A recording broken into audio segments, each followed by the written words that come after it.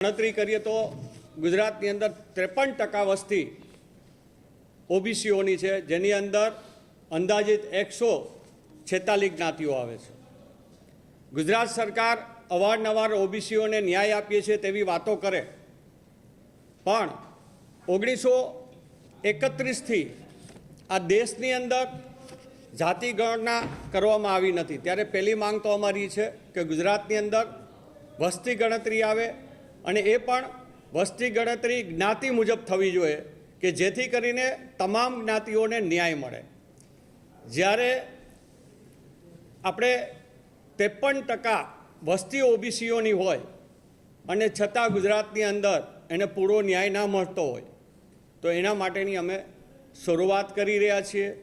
ગુજરાતના ઓબીસી જ્ઞાતિમાં આવતા તમામ લોકોને અમે અપીલ કરીએ છીએ આપણા માધ્યમ દ્વારા કે આવો જોડાવ અને તમે તમારા વિચારો જે તમે તમારી જ્ઞાતિને જે ઓબીસીમાં જ્ઞાતિઓ આવે છે એને ન્યાય અપાવવા માટે અમારી સાથે જોડાવ અને જોડાઈને આપના વિચારો છે આપની જ્ઞાતિને થતા અન્યાય માટે અમે લડીશું, આપની સાથે લઈને લડીશું અને તમારી જ્ઞાતિમાં તમે આગળ થજો, અમે તમારી પાછળ રહી અને તમારી સાથે ખંભેથી ખંભો મેળવી અને અમે આપની જ્ઞાતિને ન્યાય અપાવીશું।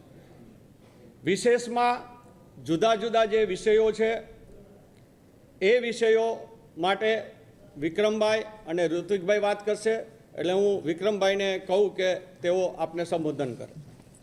માધ્યમથી જનતા સુધી એક અમારો અવાજ પહોંચાડો, કારણ કે તમે જ અમારું હથિયાર છો, તમે જ અમારું સાધન છો, તમે લોકો જ અમને જનતા સુધી પહોંચાડી શકો એમ છો।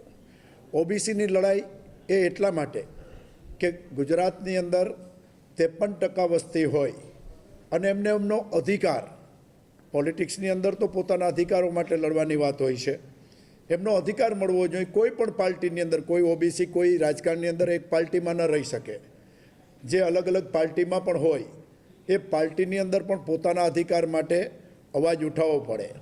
અને મારું સૂત્ર છે કે માગવાથી ભીખ મળે, અધિકાર તો ઝટીને લેવા પડે। અધિકાર કોઈ માગવાથી નથી આપતા, તમારો અધિકાર તમારે લેવો પડે। અને આજે જ્યારે ગુજરાતના ચેરમેન તરીકે, ઓબીસીના ચેરમેન તરીકે મહેશભાઈ રાજપૂતની નિમણૂક થઈ છે, મારા સાથી મિત્ર ઋત્વિકભાઈ જે ઓલ ઇન્ડિયા કોંગ્રેસની અંદર સેક્રેટરી તરીકે છે, ત્યારે ઓબીસીની વાત લઈને તમારી પાસે આવ્યા છીએ। આપ સૌ જાણો છો કે ગુજરાતમાં લગભગ 4 લાખ લોકો આઉટસોર્સિંગથી નોકરી કરે છે। એમાં અધિકારો કેના જાય છે? અધિકારો ઓબીસીના પણ જાય છે અને જેમને બંધારણમાં અધિકારો આપ્યા છે અનામતના, એવી જ્ઞાતિઓના પણ અધિકારો જાય છે। આજે ગુજરાત સરકારની અંદર ઓવરઓલ ડિપાર્ટમેન્ટમાં 45% જેટલી જગ્યાઓ ખાલી છે। હરેક ડિપાર્ટમેન્ટની અંદર જગ્યા ખાલી છે અને જે ડિપાર્ટમેન્ટમાં જગ્યા ખાલી હોય એનો ખામિયાજો તો જનતાએ ભોગવવો પડે છે। તો શા માટે આઉટસોર્સિંગથી? આઉટસોર્સિંગ એ સરકારની મોનોપોલી છે। એમની ઈચ્છા પડે એમને કોન્ટ્રાક્ટ આપે, એમની ઈચ્છા પડે એ રીતે પેમેન્ટ કરે। અને આપ જાણો છો કોરોના કાળની અંદર તો જામનગરમાં બહુ મોટો કિસ્સો બહાર આવ્યો હતો, દીકરીઓનું જે શોષણ, એમને એમની અનુકૂળતા પ્રમાણે ક્યારે નોકરી આવું, કેટલા વાગ્યા લગી રહેવું, ઈચ્છા પડે ત્યારે કાઢી મેળવી, ઈચ્છા પડે તો રાખવી। આ આઉટસોર્સિંગની અંદર જે શોષણ થઈ રહ્યું છે દીકરા દીકરીઓનું બંનેનું, એ પણ મહત્ત્વનો મુદ્દો છે। તો ઓબીસીના ડિપાર્ટમેન્ટ થ્રુ અમે જે મૂવમેન્ટ કરીએ છીએ એમાં અમારી પહેલી માંગ તો એ છે કે ગુજરાત સરકારની તમામ નોકરીઓમાં ખાલી જગ્યા છે એ કાયદેસર ભરવી જોઈએ, જેથી કરીને અનામતનો લાભ જે જ્ઞાતિઓને મળે છે, એમના દીકરા હોય કે દીકરી હોય, એવો જનરલી પછાત જ્ઞાતિઓમાંથી આવે છે, સંઘર્ષ કરીને, મહેનત કરીને, મજૂરી કરીને એમના દીકરા દીકરીઓને ભણાવે છે અને ત્યારે એમને નોકરી ન મળે અને એમનું શોષણ થાય, એ બંધ થવું જોઈએ। જો 4 લાખ નોકરીઓ એ આઉટસોર્સિંગથી હોય એને બદલે કાયદેસરની ભરવામાં આવે તો એમને પણ ન્યાય મળે। અને એના માટે કોંગ્રેસ પાર્ટીએ મહેશભાઈ જેવા, રાજપૂત જેવા લડાયક આગેવાનને જ્યારે ધુરા સંભાળી છે ગુજરાતના ચેરમેન તરીકેની, ત્યારે હું પણ એક ઓબીસીનો મિત્ર છું। મને પણ વર્ષોના હમણાં મહેશભાઈ કીધું 2 વાર સાંસદ, 2 વાર ધારાસભ્ય અને ઘણા સમયથી આ રાજકારણની અંદર સક્રિય છું। લોકોને પડતી મુશ્કેલીઓ, લોકોની સમસ્યા, આજે જામનગરની સૌથી મોટામાં મોટી હોસ્પિટલ હોય જીજી હોસ્પિટલ, જે સૌરાષ્ટ્રની નંબર 1 હોસ્પિટલ છે, એમાં છેલ્લા 46 વર્ષથી અમારી સોશિયલ વર્કર તરીકે મારો આજ દિવસ સુધી એમાં ફોટો પાડવા નથી દીધો, કારણ કે હું ફોટો પાડવા માટે ત્યાં નથી જતો.